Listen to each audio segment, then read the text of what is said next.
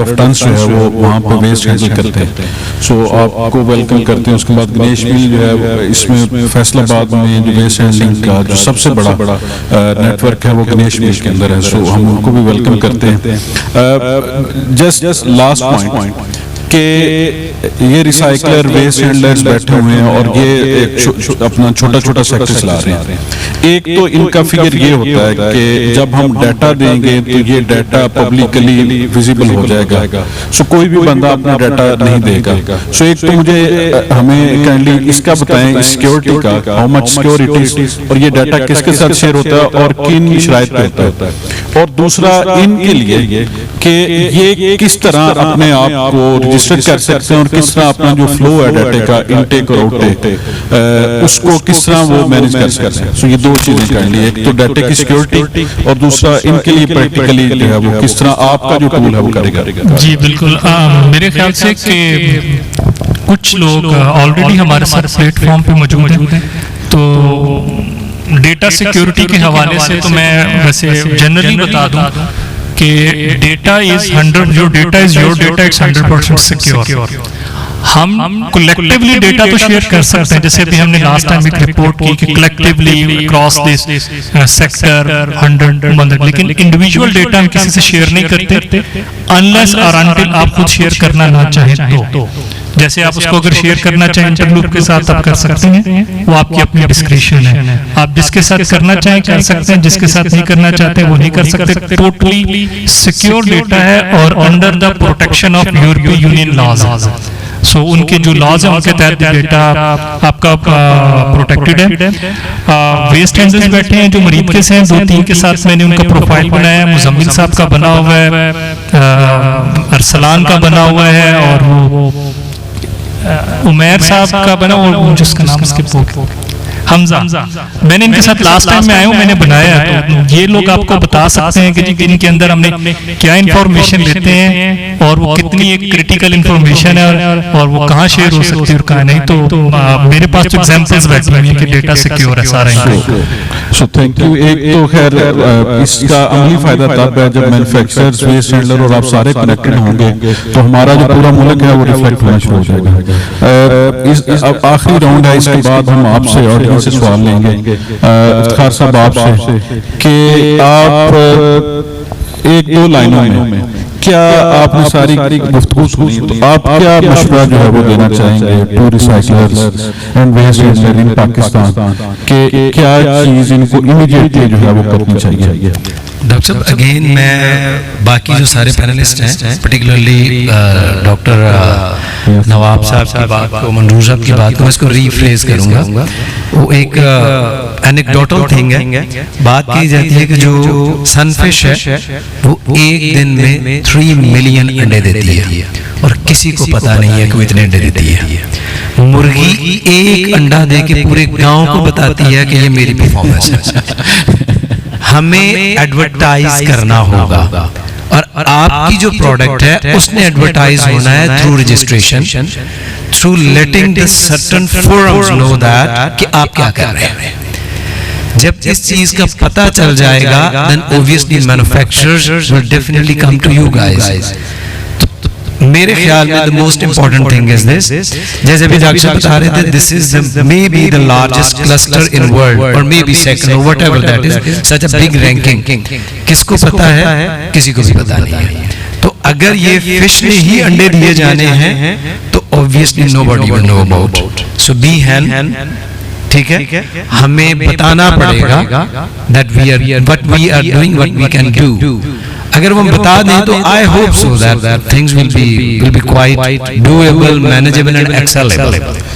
So thank you आपका कि we need to be hand। अगर हमने अपनी रिसाइकलिंग को बेचना, फौसा आप क्या जो है वो सजेशन देना चाहेंगे कि इमीडिएटली इस क्लस्टर को करना चाहिए टू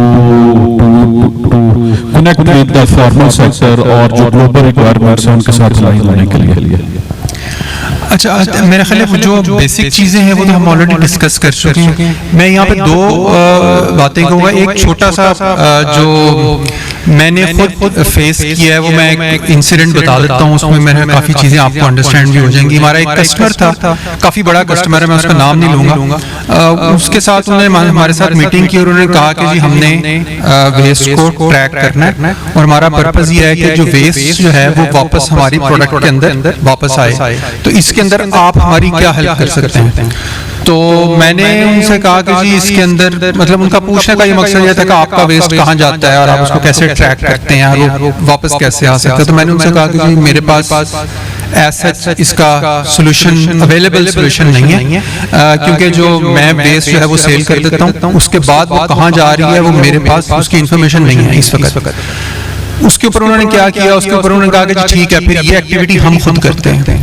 फिर उन्होंने कहा कि जी मेरी वेस्ट जितनी भी होगी आपने उसको मेरी डेजिग्नेटेड प्लेस पे पहुंचाना है और वहां से फिर मैं उनको गाइड करूंगा कि उन्होंने क्या करना है और वहां से उसको प्रोसेस करके कहां पर लेके जाना है। तो ये एक एग्जांपल है जिसके अंदर वो उसने मेरे से सोल्यूशन पूछा, मेरे पास क्योंकि सोल्यूशन नहीं था तो फिर उसने कहा कि ठीक है मैं अपना सोल्यूशन जो है वो खुद डिजाइन करता हूँ।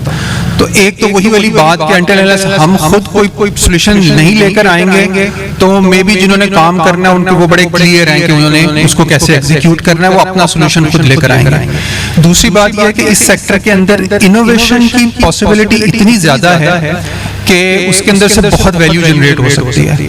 अभी बहुत सा जो हमारा प्रोसेस है जिसको हम कह रहे हैं वेट प्रोसेस, उसके अंदर आपका क्वालिटी जो है वो भी डाउन जाती है और उस क्वालिटी की डाउन की वजह से बहुत से कस्टमर्स जो हैं उसको यूज करना भी नहीं चाहते, क्योंकि उनको पता है कि मैं वेस्ट यूज करूंगा तो उसकी मेरी प्रोडक्ट की क्वालिटी खराब होगी। इसके अंदर अगर आप कंपोजिशन वाइज सेग्रीगेशन की बात करते हैं, कलर वाइज सेग्रीगेशन की बात करते हैं, ये वो बातें हैं जो मे बी आप ज्यादा बेहतर जानते हैं कि हम सोल्यूशन कैसे लेके आ सकते हैं बजाय कि हम बताएं।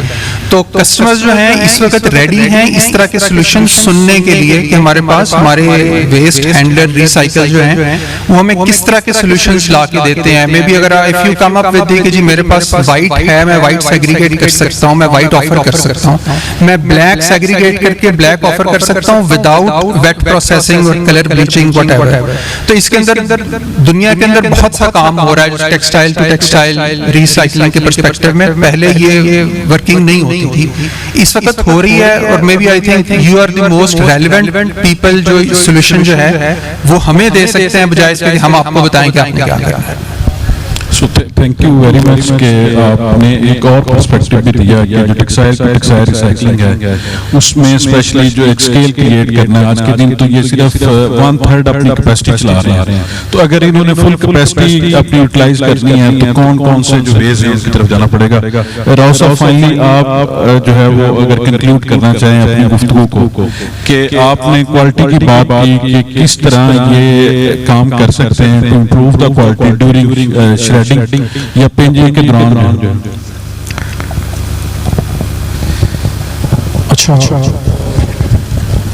एक्चुअली हमारे पास जो ये स्पेशली जो इस वक्त जो बैठे हैं रिसाइकलर्स वो ज़्यादातर मीटर्स यूज कर रहे हैं और उनको हम फुल बीटिंग पॉइंट्स कहते होते हैं। उसकी वजह यह है कि वो फाइबर को पकड़ता है और उसके बाद उसको खोलता है, तो उसमें ज़्यादातर वायर बीटर इस्तेमाल हो रहा होता है। तो उसकी अगेंस्ट 3-4 तरह के बीटर आ गए हैं, वो जिसको पिन बीटर्स भी कहते हैं, स्पाइक बीटर्स भी कहते हैं, तो वो यूज होते हैं। इसके अलावा आजकल एक नया चाइनीज प्लांट आया है, वो उसमें इंश्योर करते हैं कि जिसमें 90% जो फाइबर है वो डैमेज नहीं होगा। तो उसके अंदर उन्होंने 2 चीजें यूज की हैं। उन्होंने एक ब्लो टेक्नोलॉजी यूज की है, बाय एयर शेडिंग है वो, और दूसरा जो बीटर है उन्होंने इसमें बेसिकली टेक्निकली टर्म्स यूज करो तो सेंट्रीफ्यूगल फोर्स इस्तेमाल होती है कि भारी है तो उसको थोड़ा सा वो बाहर निकल जाता है। तो उसने इस तरह यूज किया कि उसने कहा कि जी आप फाइबर्स को सेग्रीगेट कर लें, किस टाइप का फैब्रिक है उसके हिसाब से मशीनरी आप डिजाइन कराएंगे तो उसके हिसाब से फाइबर डैमेज नहीं होगा। अगर निटेड फैब्रिक है तो उसके लिए वो डिफरेंट तरह का हम बीटर डिजाइन करेंगे, और अगर आप वूवन फैब्रिक है तो उसके लिए डिफरेंट है। तो आप चाइनीज को स्पेसिफिकेशन देंगे तो उसमें वो फाइबर डैमेज नहीं होता। लेकिन इसमें मैं आपको एक चीज बताऊं कि फ्यूचर सबसे पहला आपका स्टेप ये होना चाहिए अपने आप को रजिस्टर कराएं, आपके लिए दुनिया खुल जाएगी, ये पक्की बात है, आपके लिए बिजनेस खुल जाएगा। ये जो आप समझ रहे हैं कि इसी तरह चलते रहेंगे लॉन्ग तो डेफिनेट बात है ये चीजें कम होती रहेंगी। मुकाबला वही जीतेगा जो चीजें बेहतर करता रहेगा। ये कहें कि जी उसी जगह पे आप इसी को करते रहें और ये बेहतर रहेगा, 10 साल बाद ये डाउन हो चुका होगा, इसकी जगह पे और चीजें रिप्लेस हो चुकी होंगी या नए आने वाले लोग नई मशीनरी के साथ एंटर हो जाएंगे। आप पेपर कोन देख लें, पेपर कोन जो लोग बनाते थे, मैं टेक्सटाइल में एग्जांपल दे रहा हूँ, जो पेपर कोन मैनुअल तरीके से बनाते थे ना वो अब निकलते जा रहे हैं, उसकी जगह ऑटोमेटेड मशीनें आ गई। मैनुअल मशीन वाले का पेपर कोन सूखता ही नहीं है, वो धूप का इंतजार कर रहा है सर्दियों में, तो लोग अब लेने लग गए जो ऑटोमेटिक मशीनें आई हैं जो ड्राई कर रही हैं ऑटोमेटिकली उसे निकाल, अब वो लोग उनसे लेने लग गए। वो लोग अब इस हद तक हो गए कि वो लोग एक्सपोर्ट करने लग गए। तो आपका जीआरएस फाइबर ऐसी फैसिलिटी है कि आप पूरी दुनिया में एक्सपोर्ट कर सकते हैं। अपने आप को रजिस्टर करें, रजिस्टर करेंगे, आप बिलीव करें। मैं एएन टेक्सटाइल की इसलिए मिसाल दे रहा हूं कि हमने उसको एस्डा के साथ एसोसिएट किया। एस्डा पाकिस्तान में जिसके साथ काम कर रहा है वो कहता है जी एएन टेक्सटाइल से फाइबर लेके प्रोसेस करें। सही है, तो बेहतर है अपने आप को रजिस्टर करें और अल्लाह ताला बेहतर करेगा। देखें ये कोई रजिस्ट्रेशन मेरे ख्याल में मैक्सिमम 2-3 लाख रुपए का काम है, इससे ऊपर का काम नहीं है। ठीक है, और आपके वो होराइजन खोल देगा। आप मैं इंटरलूप का इसलिए दे रहा हूं कि इंटरलूप ने हमसे वूल रिसाइकिल करवा के मंगवाई। सही है, हमने वूल रिसाइकिल करके 20%, अब वो इधर कोई भी नहीं कर रहा था, लेकिन अगर आप इंटरलूप के साथ जीआरएस के साथ रजिस्टर्ड है तो इंटरलूप ने हमें कहा कि जी हमें ये चाहिए। ठीक है, वो आपको भी कह देते हैं अगर आप रजिस्टर्ड होते तो वो कहते हैं जी भाई साहब आप बना सकते हैं, मुजम्मिल भाई आप बना सकते हैं, तो आप उसको बड़ा अच्छा प्रॉफिट ऑफिस में कमा सकते थे। तो भाई रजिस्ट्रेशन में आए, सबसे पहली प्रायोरिटी यही है। दूसरा फाइबर डैमेज करने वाली दूसरी चीज है, आप पहले अपने आप को सर्कल में लेके आए कि दुनिया को बताएं कि जी मैं खड़ा हूं। ठीक है, तो शुक्रिया। ये अपना राव साहब ये कहना चाह रहे हैं कि जिस तरह फेसबुक पे टिकटॉक पे अकाउंट बनाते हैं तो इसी तरह आप अपना रिसाइकलर अपना अकाउंट बनाएं और ग्लोबली नजर आए।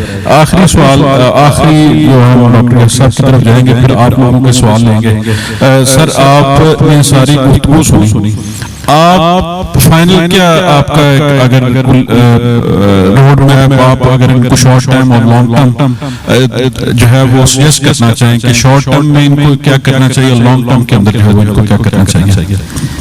वो जी हम मुतालिया पाकिस्तान में पढ़ते थे अखबारों के अंदर भी, पाकिस्तान कुदरती वसाइल से मालामाल है। पाकिस्तान मदनियात, पानी, नौजवान, कुदरती वसाइल से मालामाल है और पाकिस्तान की मईशत मुश्किलात का शिकार। तो अगर कुदरती वसाइल से मालामाल है, इतनी सारी स्ट्रेंथ है, तो मईशत जो है, इकोनॉमी जो है वो बेहतर क्यों नहीं होती? उसकी वजह जो है वो प्लानिंग है, लैक ऑफ प्लानिंग। आप भी वसाइल से मालामाल हैं, ठीक है, पाकिस्तान का सबसे बड़ा रिसाइकलिंग सेटअप, लोग जनरेशन से इसको जो है वो कर रहे हैं, लेकिन बात जो आपने शुरू की कि हम टेक्सटाइल इंडस्ट्री की तरह ग्रो नहीं कर सकते, तो इसके लिए प्लानिंग की जरूरत है। कुछ चीजें मैंने पहले हाईलाइट की, मुजम्मिल साहब हम आपको 2-3 साल से कह रहे थे और I was happy last time Faisalabad chamber में भी देखा कि सत्याना रिसाइकलिंग एसोसिएशन आप लोगों ने बना ली। तो ये पहला स्टेप था कि आप लोग एटलीस्ट किसी एक प्लेटफॉर्म के ऊपर जो है वो इकट्ठे हो। उससे जो अगली चीज है वो ये है कि आपको पता होना चाहिए कि आपने 5 साल में करना क्या। आपने पढ़ा होगा ये तो छोटी क्लासेस के पहला 5 साल मनसूबा, दूसरा 5 साल मनसूबा, फिर वो एक हमारे महबूबुल हक थे डॉक्टर महबूब, उनका 5 साल मनसूबा कोरिया ले गया, दुनिया का सबसे जो है वो अमीर मुल्क बन गया। तो आप अपना 5 साल मनसूबा बनाएं कि आप 5 सालों के अंदर कहाँ पे जाना चाह रहे हैं। आप इसी लेवल पे रहना चाह रहे हैं, इससे नीचे जाना चाह रहे हैं या इससे आगे जाना चाह रहे हैं, जहाँ पे भी जाना चाह रहे हैं। फिर उसके लिए जो है वो डिफरेंट रिक्वायरमेंट्स होंगी। सबसे इम्पोर्टेंट ये है कि जो कस्टमर है उसको अट्रैक्ट करना, उसमें GRS का जो है वो सर्टिफिकेट लेके करना हो, उसमें आपने शोर मचा के करना हो, सोशल मीडिया का जो शोर मचाना है उससे शायद इसको बहुत बेहतर और प्लान तरीके से इसको करने की जो है वो जरूरत है। गवर्नमेंट की तरफ से जो सपोर्ट है उसको भी आप कर लें, आपने अपनी मशीनरी को अपग्रेड करना है, क्या करना है, कौन सी मशीनरी आपको चाहिए, गवर्नमेंट की तरफ से आपको क्या सपोर्ट चाहिए। टेक्सटाइल इंडस्ट्री को इतनी सब्सिडीज दी हैं, इंटरेस्ट फ्री आसान जो है वो लोन दे दिए कि आप अपनी जो मशीनरी है उसको बेहतर बना लें। टैक्स हॉलीडेज जो है वो दे दी 5-5, 10-10 सालों के लिए। हम ये सारी चीजें गवर्नमेंट के साथ नेगोशिएट कर सकते हैं। मसलन जो डिविजनल गवर्नमेंट है, डिस्ट्रिक्ट गवर्नमेंट है, वो आपको काफी सारी चीजों में रिलैक्स कर देगी। अब we can talk to federal government, वफाकी सूबाई गवर्नमेंट से कि ये क्लस्टर है, ये यहाँ पे जाना चाह रहे हैं और जहाँ पे ये जाना चाह रहे हैं इनको सपोर्ट की जरूरत है। लेकिन सबसे पहले आपको पता होना जरूरी है कि आप कहाँ पे जाना चाह रहे हैं और उसके लिए क्या आप तैयार हैं। ठीक है, मैंने पहले एक स्टेटमेंट दी कि जो बिजनेस आ जाएगा आप थोड़ा सा कोशिश करें, लेकिन उसके साथ साथ आपकी ये भी नीयत होनी चाहिए कि चले बिजनेस आ गया उसके बाद ही हम बाकी सारी चीजों को बेहतर कर लेंगे। ये नहीं कि एक दफा बिजनेस आ गया आपने कस्टमर जो है वो उसको धोखा दिया, फिर उसके बाद पूरे क्लस्टर के अंदर कोई भी नहीं आएगा। तो प्लान करें अपनी जो एसोसिएशन से, हम आपको उसके अंदर हेल्प करने के लिए तैयार हैं। आपने 5 सालों में कहाँ पे जाना है, किस किस चीज़ की रिक्वायरमेंट है, गवर्नमेंट से सपोर्ट क्या चाहिए आपको, यूनिवर्सिटी से क्या चाहिए, आपकी अपनी डिमांड लिस्ट अगर जो है वो मौजूद होगी, विश लिस्ट मौजूद होगी, तो I can assure you Punjab government, federal government और डिविजनल गवर्नमेंट, मैंने आपको एहसान साहब ने भी बताया, मेरी उनके साथ डिस्कशंस जो है वो हुई हैं, they are ready to support. लेकिन उसके लिए जरूरी है कि आप अपने आप को सपोर्ट करने के लिए जो है वो तैयार हैं। Thank you ji. सर मैं ना ये NTU को रिक्वेस्ट करना चाहूँगा या प्रोफेसर साहब को कि कोई 2 महीने का एक रिसाइकलिंग के ऊपर अवेयरनेस का एक कोई सर्टिफिकेशन कर लें NTU के अंदर। इनके पास भी सर्टिफिकेट होगा ना, तो ये जाके भी कह सकते हैं कि हम सर्टिफाइड रिसाइकलर्स हैं, हमने NTU से या हमने वहां से सर्टिफिकेशन ली है, तो इनके लिए बहुत अच्छा हो जाएगा। ये भी अपने आप को प्राउड फील करेंगे कि जी हमने भी सर्टिफिकेशन ली हुई है। सही है ना, हम भी कहते हैं हमने टेक्सटाइल इंजीनियरिंग की हुई है, तो हम कहते हैं जी हमने डिग्री ली हुई है। तो आप सर ना बेहतर है कि इनको करें, इसमें इनको भी बेनिफिट होगा। सही ना, डेफिनेटली NTU का भी एक नेटवर्क बड़ा होगा और ये लोग भी एसोसिएट होंगे यूनिवर्सिटी के साथ और उसमें मुल्क को भी बेनिफिट होगा, इनको भी बेनिफिट होगा। Thank you very much Rao साहब, आपने आज काफ़ी सारी जो सेशंस हैं प्रैक्टिकल वो दी हैं और वी विल ट्राई कि हम आप